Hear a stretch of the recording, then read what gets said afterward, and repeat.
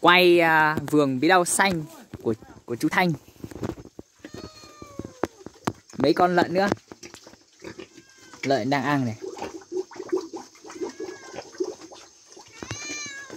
Lợn này nhiều mỡ lắm.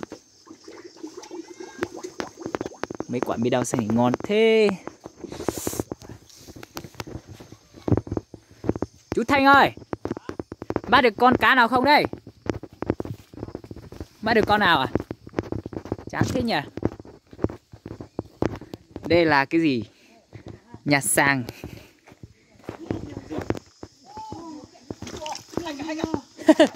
Được con nào? Nhảy à? Khoảng 3 cân á?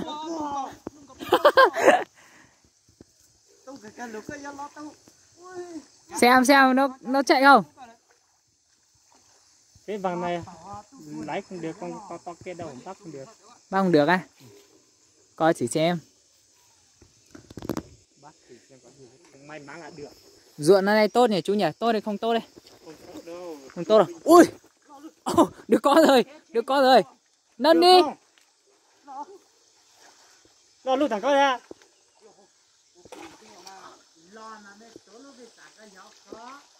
Ui!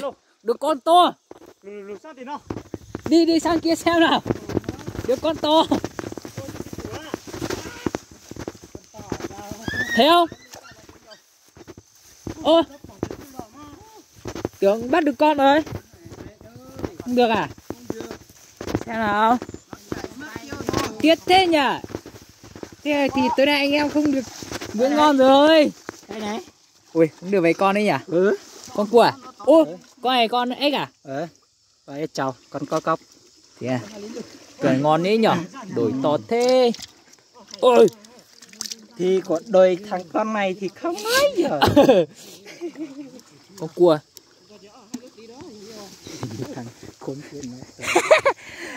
Làm công phu à chú ơi? Làm công phu à? Thử phá nha. Thử nhảy phát vào ao cá thế nào? Nó hai lòng kéo cho tụi sống có béo à. Ruộng ấy quá nhỉ chú nhỉ?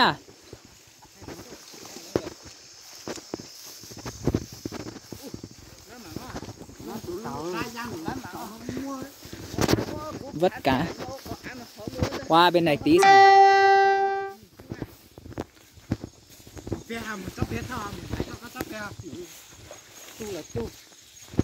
Chú nuôi cả gà tre. Con này có đá nhau không? Có đá không đấy? Con này có đá không?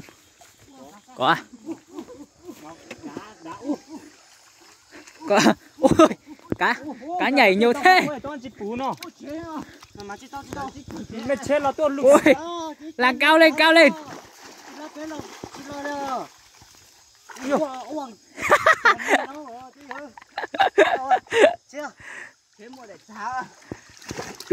Lấy tấm ván đó. Thế được. Được rồi.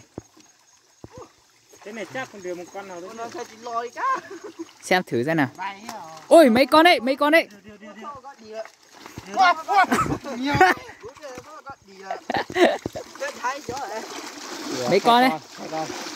Đây nào.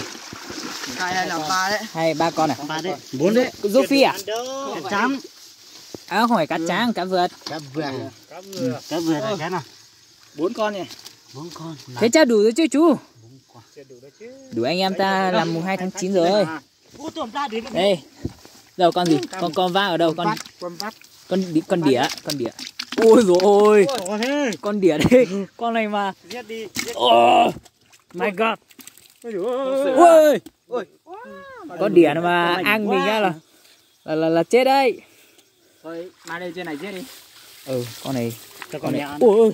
Nhà không dám ăn đâu. Con này bẩn. Con này bẩn. Hai mò. Chó. Nó mua bây thử con lấy con.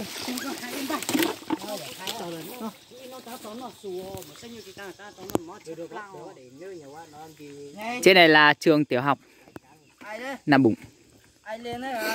Trên này ngọn núi cao nhất của xã Nam Bủng này. Hôm nay mình vừa đi chơi trên này về.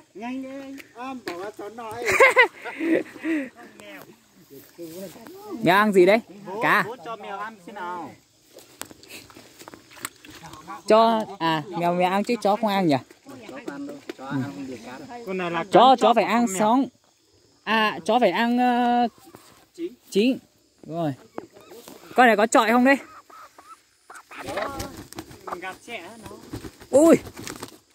Nó không nhảy được. Ui.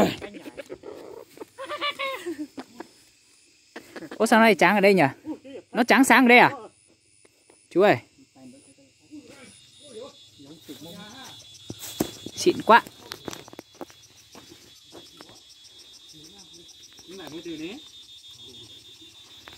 Ok. Thế thôi đi sang bên này tí.